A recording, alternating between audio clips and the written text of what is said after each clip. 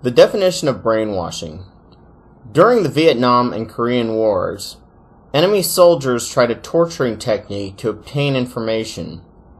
They attempted to convince through brainwashing that the people they were torturing were evil for attacking the great and wonderful communist governments. They did this in stages. Stage 1, they would tell them that they wished they could stop torturing them, but can't you see, you're evil. Stage 2, they would tell them that there was a way they could be forgiven and find freedom from torture. Stage 3, if they cracked and gave in, they would welcome them and treat them warmly.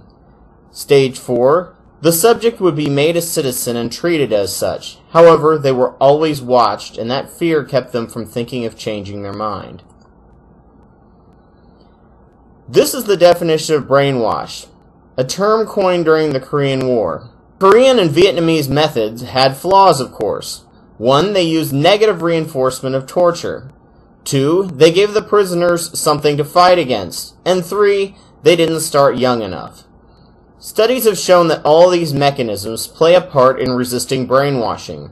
There were actually very few people that converted to communism, but if they even got some information out of the person, they were satisfied, so torture was okay.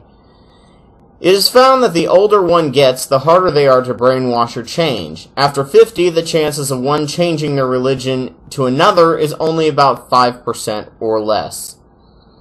Cults use the same tactics, but they do a bit better job. Stage 1, they find someone weak or emotionally vulnerable and lure them in. Stage 2, they give them a place of belonging. Stage 3, they are told they are evil, but their great leader has a way to save them. Stage 4, they isolate the person from the outside so they only hear their message repeated over and over, usually as a pretty-sounding mantra, prayer, or quote. Stage 5, they use threat and abuse if the person considers leaving. Cults work a bit better because of the positive feedback of acceptance, and they never give the person alternative views to consider that there is something to fight back against. Successful cults, better yet, use spin-offs of other religions that a person may have already been ingrained into and be less likely to question, and they feel good about it when they're thinking of it. Cults do tend to have one weak point, though, that, unless they are a suicide cult, tends to bring them down. Children. Cult leaders are narcissistic, who want nothing more than to be adored and to be able to control his people's lives in every aspect, and of course, get a hot orgy from the hottest women in his flock. Children throw a wrench into his plan. When people have children, they suddenly have to focus on raising their children, and less focus is paid on him. That is why some cults will forbid sex or reproduction, other than the leader, of course, or they will rush the children to adulthood by using them as labor, or forcing them to marry very young, like the fundamentalist Mormon cult. This tends to bring them down. Another field that uses this technique is advertising. They have it down to a science. Billions are spent studying it. Stage 1, they start you out young when you can't tell the difference between reality and fantasy. When you're older, you will be less skeptical of what is said in a commercial the more you watch it as a child. Stage 2, they put commercials or music they may want you to buy between your shows or cartoons, or as product placement in movies, which then tags the commercials to fun in your brain.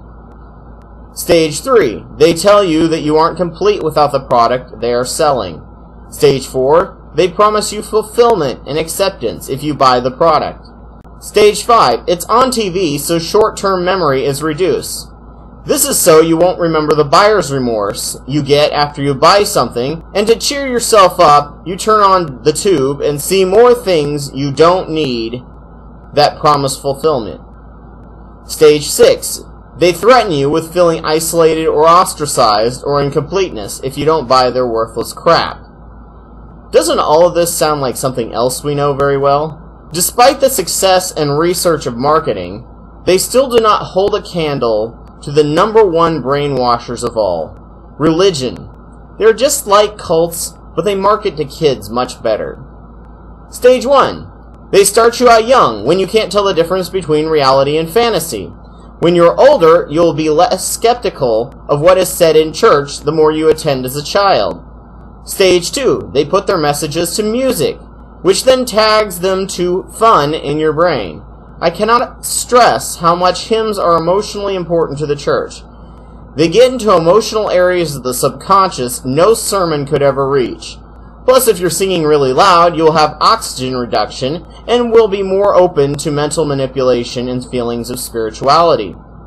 Stage 3, they tell you you are evil and worthless. Stage 4, they tell you that they have a way to save you if you just believe and do what they say. Stage 5, they promise you fulfillment and acceptance. Stage 6, they promise a wonderful afterlife for all eternity, something you won't be able to prove until you die. Stage 7, they discourage you from not going to church or being around bad influences. It requires continued repeat dosage of their dogma to prevent contradicting thinking. Stage 8, they threaten you with feelings of isolation or being ostracized if you leave. Stage 9, they threaten you with an eternity of torment if you leave, something you won't be able to prove until you die. I find it interesting that the only people outside of religion who try to convince you that it's a good thing to believe them without sufficient evidence is a swindler or a politician. Coincidence?